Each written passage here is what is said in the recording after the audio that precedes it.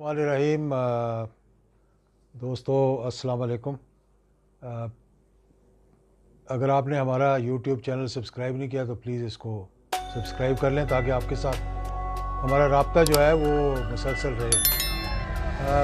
कुछ बातें ऐसी थी जो कि मैं समझ रहा था कि आप लोगों के साथ की जाएं। कुछ अपने तज्ज़िया है, कुछ ख्यालात हैं, कुछ जो देखने में आया वो है।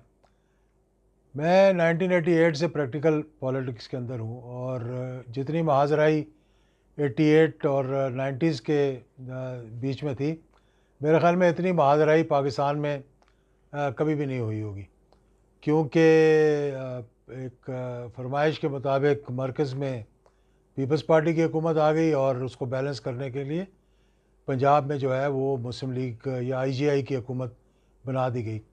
और दोनों इतना इख्तिलाफ था एक दूसरे के ख़िलाफ़ कि मिलना तो दूर की बात, एक दूसरे को बर्दाश्त करने के लिए भी तैयार नहीं थे। लेकिन कभी ऐसा नहीं हुआ कि ऐसी महाजराई हो कि आप लोगों के घरों के अंदर छलांग मार के चले जाएं, लोगों को हरास करें, ख़वातीन और बच्चियों को, छोटी छोटी बच्चियों को और ख़वातीन का भी लिहाज ना हो।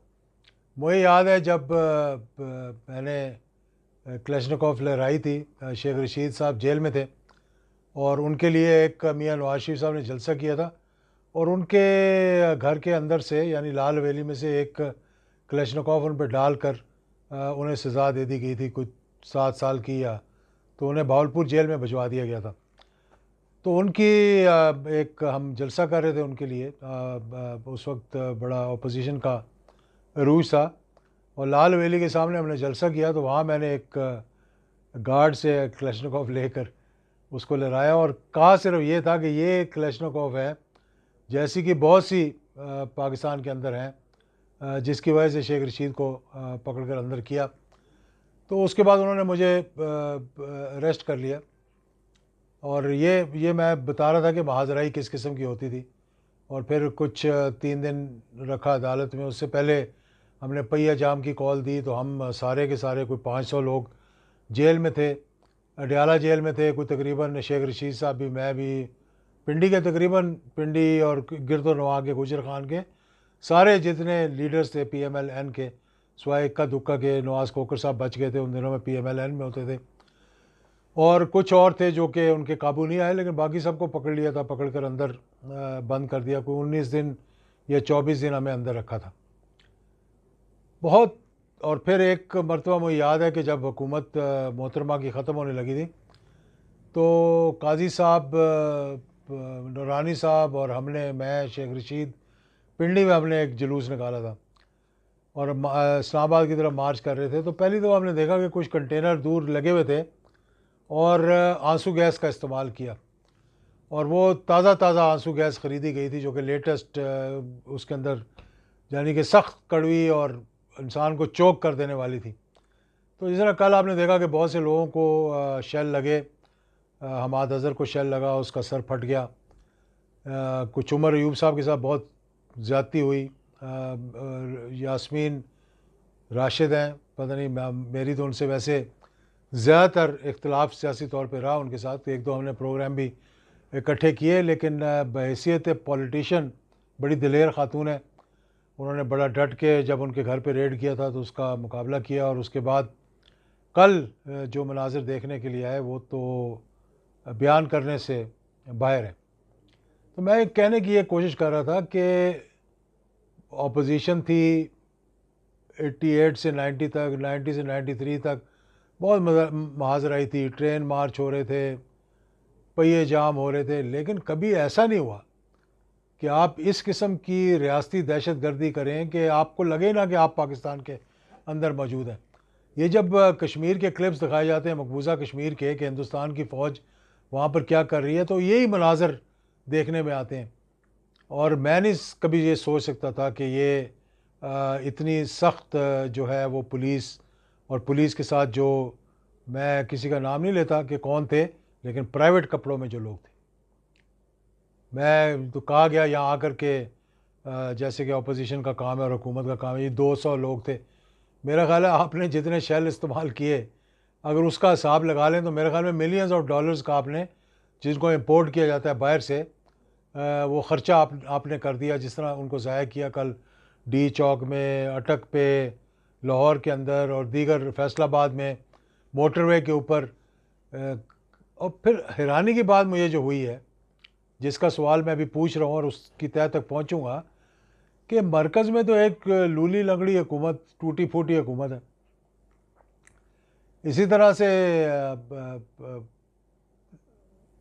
नॉन कॉन्स्टिट्यूशनल, अनकॉन्स्टिट्यूशनल हुकूमत, गैर आइनी हुकूमत है पंजाब के अंदर। एक वज़ीर आला हैं जिनका मेरा ख़्याल है कि कैबिनेट भी अभी तक पूरी नहीं की।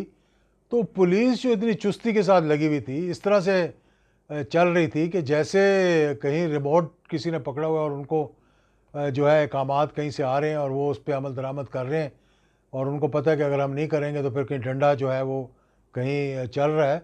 ये बस की बात नहीं थी राना सनाउल्लाह की और हमज़ा शहबाज शरीफ की, जो कि कहीं नज़र भी नहीं आए कल कि कहाँ पर है। बाद में एक जो प्रेस कॉन्फ्रेंस की मोहतरमा मरीम नवाज़ ने, तो उनका भी मुंह खुश्क हो रहा था। पानी कई दफ़ा मांगा उन्होंने, पानी पिया भी, और मेरा ख़्याल है कि उनका भी जो बॉडी लैंग्वेज थी उनकी ज़ुबान के साथ वो साथ नहीं दे रही थी, क्योंकि इतनी ज़्यादा जो उन्होंने किया। फिर राना सनाउल्लाह साहब मेरे बड़े अच्छे जानने वाले हैं, दोस्त हैं, और ठीक है उन्होंने सख्ती की है, लेकिन बाद में ख़ुद ही कहा कि मुझे इतनी सख्ती नहीं करनी चाहिए थी, यानी शायद थोड़ी शर्मिंदगी होगी उनको होगी।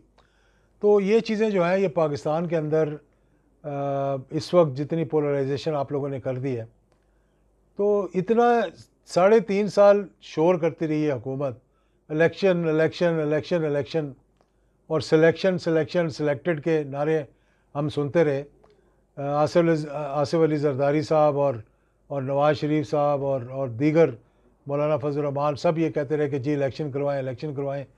अब जब इलेक्शन का मुतालबा हो रहा है और कहा जा रहा है कि जी आप इलेक्शन अनाउंस करें, तो सारे हुकूमत के साथ इस तरह चिपट गए हैं जिस तरह के पता नहीं क्या करेंगे आप। इस वक्त लॉ एंड ऑर्डर आपके बस की बात नहीं है, इकॉनमी आप लोगों ने तबाह कर दी है, मतलब डॉलर कहाँ पर पहुँच गया है, स्टॉक मार्केट गिर गई है, IMF के साथ मुज़ाकरात जो है वो आपके नाकाम हो गए हैं। तो इसके बाद अब आप कैसे समझते हैं कि ये मुल्क चलेगा? मैं ये बात समझता हूँ, और मैं बड़े मतलब ये आपको बताना चाहूँगा कि इस वक्त जितनी पोलराइजेशन है, अगर हमारे इलेक्शंस भी अनाउंस हो गए और इलेक्शन करवा भी दिए गए, तो मेरा ख़्याल में मार कुटाई ही होगी, वरना थोड़ा सा मेरे ख़्याल में फ़्लेक्सिबल होना पड़ेगा। और ये जो 6 दिन है, जिन 6 दिनों के अंदर इमरान खान ने कहा है कि आप सोच लें कि आपने क्या करना है, जून के महीने में ऐलान करें, चाहे जून का एंड तक ले जाएं, आप बजट भी पेश करना चाहते हैं कर लें। वैसे मैं समझता हूँ कि मौजूदा हुकूमत को बजट नहीं पेश करना चाहिए, अबूरी हुकूमत को बजट पेश करना चाहिए। तो अगर ये कहीं दोहराया गया दोबारा, तो मेरे ख़्याल में बहुत सी मुश्किलात का सामना करना पड़ेगा। मैं उन अदारों को जो कि मैं समझता हूँ कि इस वक्त जिनको कौम की फ़िक्र होनी चाहिए, जैसे अदलिया ने कल एक ऐलान किया और उसके बाद अहकामात जारी किए, लेकिन किसी ने उस पर अमल दरामद नहीं किया। ना लोगों को इतनी जल्दी रहा किया गया, ना शेलिंग रोकी गई, और ना ही रास्ते खोले गए। तो ये अदलिया की भी तौहीन अदालत हुई है।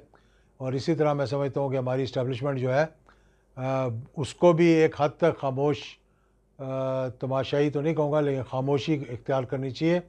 लेकिन जब पाकिस्तान की नज़रियाती सरहदों को ख़तरा पेश आए, तो आप भी फिर जवाबदेह होंगे। बहुत शुक्रिया।